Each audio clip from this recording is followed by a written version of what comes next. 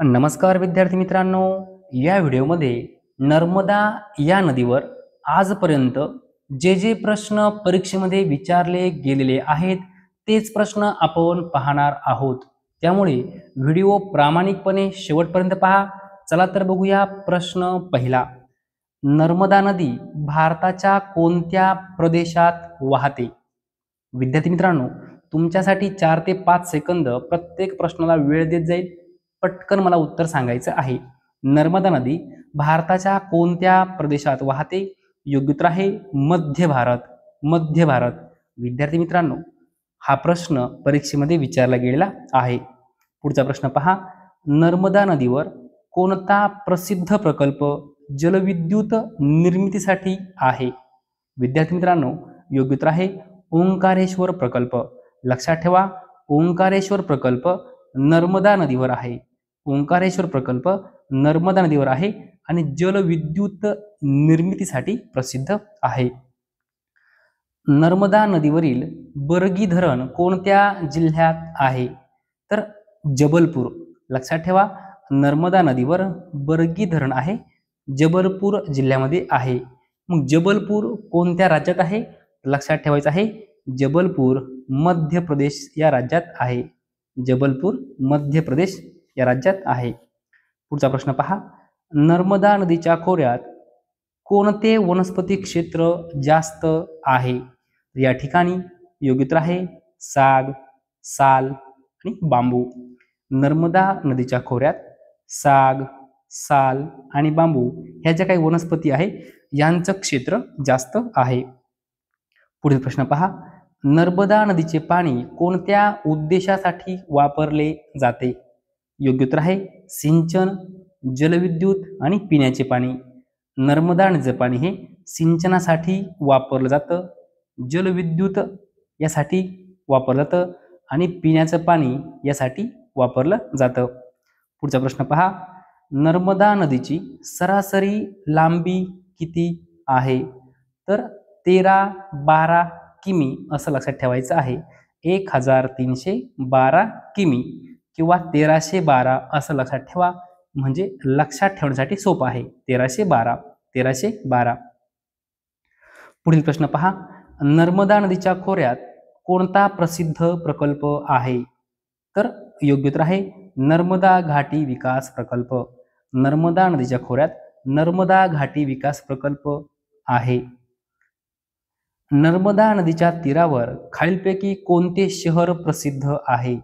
तर जबलपूर हे शहर नर्मदा नदीच्या तीरावर आहे। नर्मदा नदीवरील ओंकारेश्वर मंदिर कोणत्या प्रकारचे आहे? तर प्रकारचे आहे विचारलं आहे, त्या ठिकाणी काय आहे? ज्योतिर्लिंग आहे। ओंकारेश्वर मंदिर नर्मदा नदीवर आहे, ज्योतिर्लिंग आहे आणि मध्य प्रदेश राज्यामध्ये आहे। लक्षात ठेवायचं आहे। पुढे पहा। नर्मदा नदीच्या उत्तरेस कोणती पर्वतरांग आहे? उत्तरेला विचारलं आहे, तर या ठिकाणी योग्य उत्तर आहे विंध्य। नर्मदा नदीच्या उत्तरेला विंध्य पर्वतरांग आहे। पश्चिम वाहणारी सर्वात लांब नदी कोणती आहे? काय म्हटलं आहे? पश्चिम वाहणारी सर्वात लांब नदी कोणती आहे? या ठिकाणी योग्य उत्तर आहे नर्मदा। नर्मदा। विद्यार्थी मित्रांनो, लक्षात ठेवा, भारतात सर्वात लांब नदी कोणती आहे? तर गंगा आहे। कोणती आहे? गंगा 1 नंबरला। ओके। भारतात सर्वात लांब असणारी दुसऱ्या क्रमांकाची नदी कोणती आहे? तर गोदावरी आहे। कोणती आहे? गोदावरी। लक्षात ठेवा, भारतात सर्वात लांब नदी कोणती? गंगा। 2 नंबरला कोणती? गोदावरी। मग नर्मदा नदीचा कितवा क्रमांक लागतो? तर 5वा क्रमांक लागतो। लक्षात ठेवायचं आहे, भारतात सर्वात लांबीने 5व्या क्रमांकाची नदी कोणती आहे? नर्मदा नदी आहे।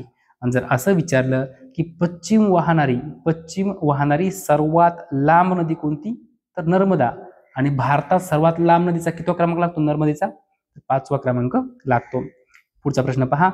भेडाघाट कोणत्या गोष्टीसाठी प्रसिद्ध आहे? तर संगमरवरी खडक व धुआधार धबधबा। भेडाघाट कोणत्या गोष्टीसाठी प्रसिद्ध आहे? तर संगमरवरी खडक व धुआधार धबधबा यासाठी भेडाघाट प्रसिद्ध आहे। पुढे पहा, नर्मदा नदीचे प्रसिद्ध दृश्य स्थळ कोणते? तर भेडाघाट. भेडाघाट. नर्मदा नदीचे पाणी सिंचनासाठी कोणत्या प्रकल्पात वापरले जाते? तर नर्मदा घाटी प्रकल्प. नर्मदा नदीचे पाणी सिंचनासाठी नर्मदा घाटी या प्रकल्पात वापरले जाते. नर्मदा नदी भारतातील कोणत्या 2 प्रमुख जलविभाजकांदरम्यान वाहते? प्रश्न महत्त्वपूर्ण आहे. खूप वेळा हा प्रश्न तलाठी भरतीमध्ये विचारला गेला आहे. नर्मदा नदी भारतातील कोणत्या 2 प्रमुख जलविभाजकांदरम्यान वाहते? तर योग्य उत्तर आहे विंध्य आणि सातपुडा. विंध्य आणि सातपुडा. नर्मदा नदी कोणत्या दिशेने प्रवास करून समुद्रात मिळते? लक्षात ठेवायचं आहे, नर्मदा नदी ही पूर्व ते पश्चिम प्रवास करून, म्हणजे पूर्वेकडून पश्चिमेकडे प्रवास करून समुद्रात मिळते. नर्मदा नदीचा उल्लेख कोणत्या वेदात आढळतो? तर ऋग्वेद. नर्मदा नदीचा उल्लेख ऋग्वेद या वेदामध्ये आढळतो. नर्मदा नदीच्या प्रवाहाजवळ कोणते प्रसिद्ध वनक्षेत्र आहे? तर सातपुडा राष्ट्रीय उद्यान. लक्षात ठेवायचं आहे, नर्मदा नदीच्या प्रवाहाजवळ सातपुडा राष्ट्रीय उद्यान हे प्रसिद्ध वनक्षेत्र आहे. नर्मदा नदी भारताच्या कोणत्या 2 राज्यांच्या सीमेवर काही भागात वाहते? तर लक्षात ठेवायचं आहे, मध्य प्रदेश आणि महाराष्ट्र. मध्य प्रदेश आणि महाराष्ट्र या 2 राज्यांच्या सीमेवर नर्मदा नदी वाहते. पुढचा प्रश्न पहा, नर्मदा नदीत कोणता जलचर प्राणी आढळतो? तर मगर. मगर. पुढे पहा, नर्मदा नदीच्या खोऱ्यातील प्रमुख खनिज कोणते आहे?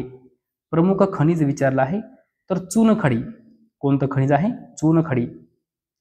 पुढे पहा, धुआधार धबधबा कोणत्या नदीवर आहे?